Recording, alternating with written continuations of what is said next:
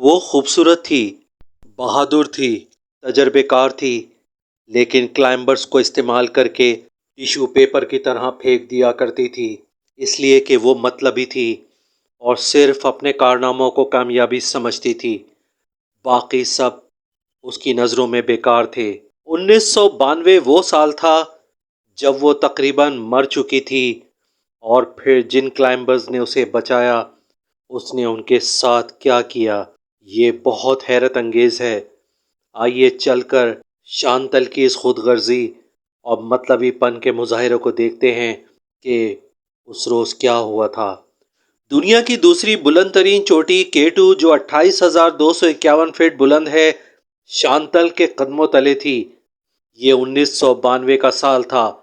K2 کی چوٹی سر کرنے والی یہ دنیا کی چوتھی خاتون کوہ پیما بن گئی۔ کئی کلائمبرز نے بتایا کہ اس وقت جیت کے نشے میں وہ اس قدر غرور میں تھی کہ کسی کو خاطر میں نہیں لا رہی تھی۔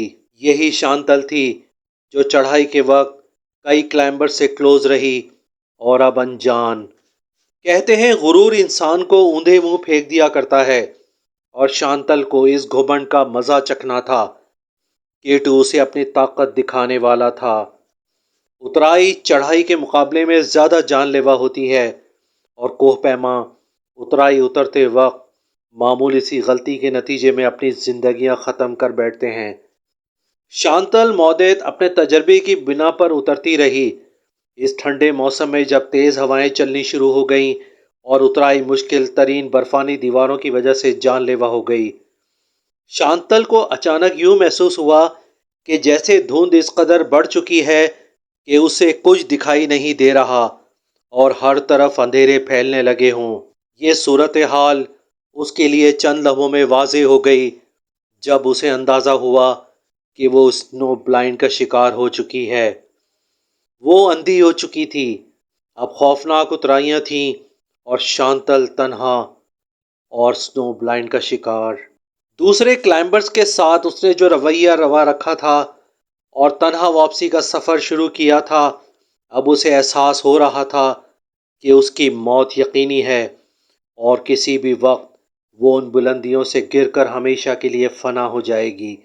وہ اپنے ہاتھ پیر چلانے لگی اور اس حرکت پر کئی بار گری اور پھر ہار مان کر جہاں تھی وہیں بیٹھ گئی۔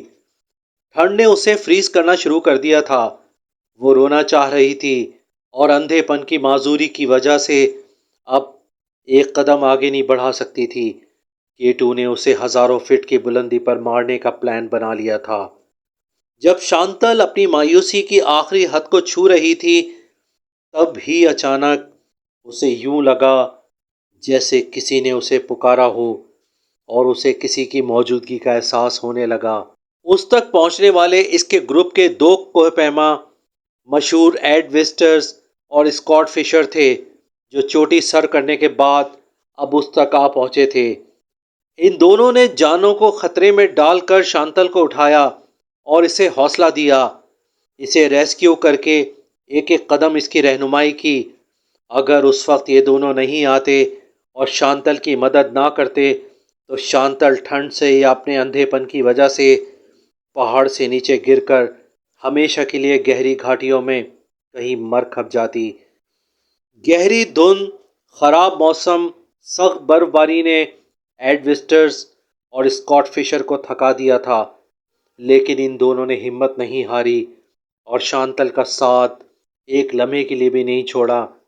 یہی ان کی انسانیت تھی، یہی ان کا کارنامہ تھا، اور شانتل پر کیا گیا اتنا بڑا احسان تھا کہ شانتل زندگی بھر اس احسان کا قرض نہیں اتار سکتی تھی۔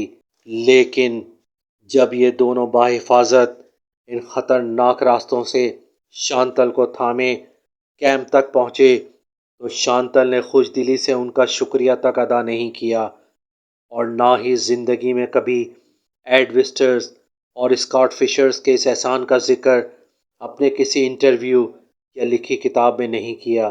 یہ احسان فراموش کوہ پیما شانتل اس احسان کو اس طرح بھول گئی کہ جیسے کبھی انہوں نے اس کی مدد ہی نہ کی ہو۔ حالانکہ اگر اس وقت ایڈ وسٹرز اور اسکاٹ فشر بروقت اسے نہ بچاتے تو اس کی زندگی کے وہ آخری لمحات ہوتے اور اس کی زندگی ختم ہو جاتی۔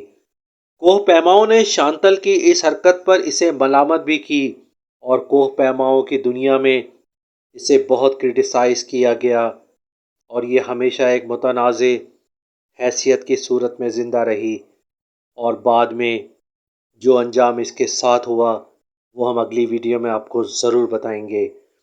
فیئر آف ڈارک نائٹس میں آپ سچے، حیرت انگیز اور خوفناک واقعات دیکھ سکیں گے۔ اس طرح کے مزید واقعات دیکھنے کے لیے چینل کو سبسکرائب کر لیجئے اور کمنٹ سیکشن میں اپنی رائے کا اظہار ضرور کیجئے۔ Thanks for watching.